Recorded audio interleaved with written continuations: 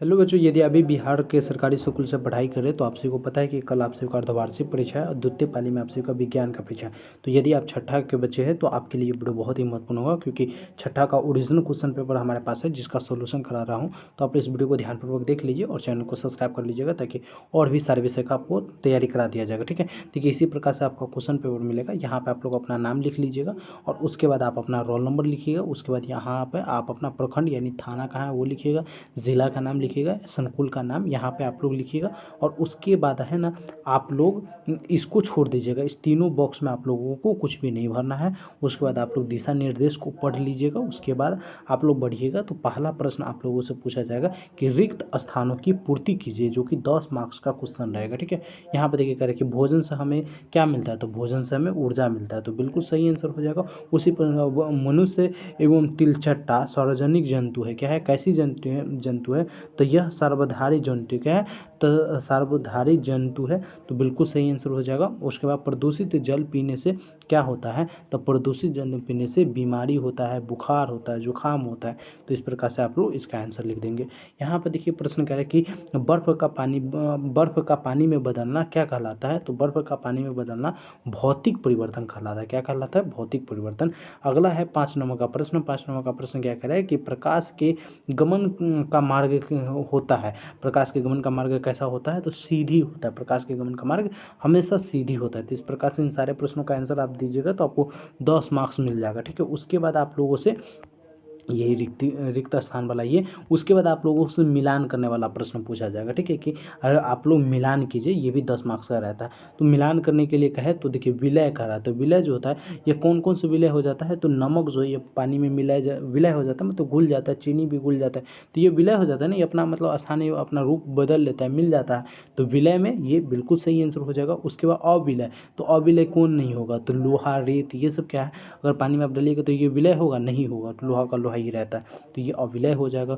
घोलक या विलायक कौन होता है, तो घोलक और विलायक जो होता है यह जल होता है। उसके बाद आयोडीन की कमी से कौन सा रोग होता है, तो हम लोग जानते हैं घेंघा रोग होता है। और आलू में उपस्थिति क्या होता है, तो आलू में जो उपस्थिति होता है यह मंड उपस्थिति होता है। तो इस प्रकार से सारे प्रश्न का जवाब आप लोग दे दीजिएगा। उसके बाद आप लोगों से कहेगा कि सही के जगह पे सही का टिक लगाइए और गलत के जगह पे गलत का टिक लगाइए, तो आप लोगों को लगाना रहेगा। यहाँ पे देखिए कह रहा है कि जूट नारियल का बाहरी आवरण होता है, तो जूट नारियल का जो ये बाहरी आवरण होता है, बिल्कुल सही आंसर है। कह रहे बीज में शिशु पौधे के विकास के लिए अवस्था अनुकूरण की अवस्था कहलाती है, तो ये भी बिल्कुल सही आंसर है। कह कपोर ठोस अवस्था में सीधे द्रव अवस्था में परिवर्तित होता है, ये भी सही है। विटामिन हमारे शरीर को रोगों की रक्षा करने के में सहायता करते हैं, तो बिल्कुल सही है।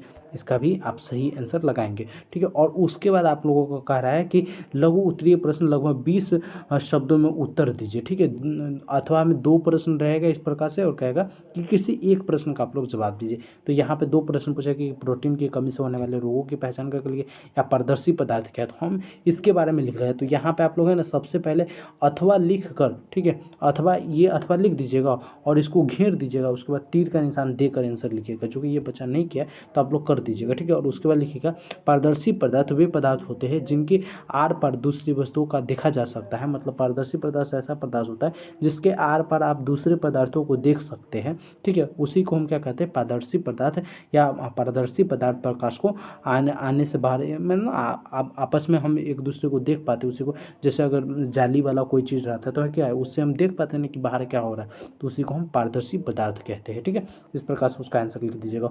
उसके बाद फिर आप लोगों से कहेगा कि किसी एक प्रश्न का उत्तर दीजिए। यहाँ पर भी आपको 5 मार्क्स मिलेगा। ठीक है, 2 प्रश्न पूछा है, किसी एक का उत्तर देना है। तो यहाँ पे देखिए पहला प्रश्न पूछा है कि मिश्रण के अवयव को अलग अलग करने की क्यों जरूरत होती है। दूसरा कह रहा है हमारे भोजन में पोषक तत्वों के नाम लिखे।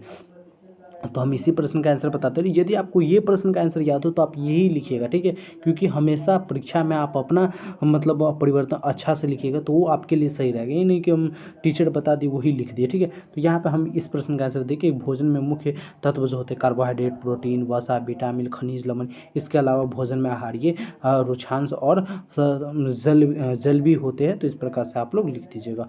और उसके बाद देखिए कह रहा है कि दीर्घोत्तरीय प्रश्न में किसी एक प्रश्न का उत्तर दीजिए और 10 मार्क्स आप लोग पाइए। ठीक है, तो 10 मार्क्स पाने के लिए 2 प्रश्न यहाँ पे दिया गया, किसी एक प्रश्न का उत्तर देना। पृथक्करण की किन्हीं 3 विधियों का वर्णन करिए, या दूसरा कह रहा है कि चित्र के माध्यम से जालिका रूप सिरा विन्यास समांतर सिराए विन्यास को स्पष्ट कीजिए। तो हम क्या करेंगे, इस प्रश्न का आंसर देंगे पृथक्करण का। ठीक है, तो लिखेंगे पृथक्करण की ऐसी प्रक्रिया है जिसमें किसी मिश्रण से उसके अलग अलग घटकों को बाहर किया जाता है, तो उसी को हम क्या कहते हैं, पृथक्करण कहते हैं।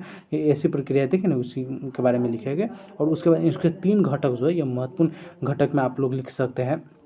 क्या क्या, तो हस्तायन या चालन, अवसाद, निस्तारण या निष्पदन या विनोदीकरण, वाष्पीकरण, ये सब आप लोग लिख दीजिएगा, तो आपको इस प्रश्न का भी पूरा का पूरा मार्क्स मिल जाएगा। ठीक है, अब आइए चर्चा करते हैं कि इसका क्वेश्चन पेपर आप लोग कैसे एक क्लिक में डाउनलोड कीजिएगा उस पर।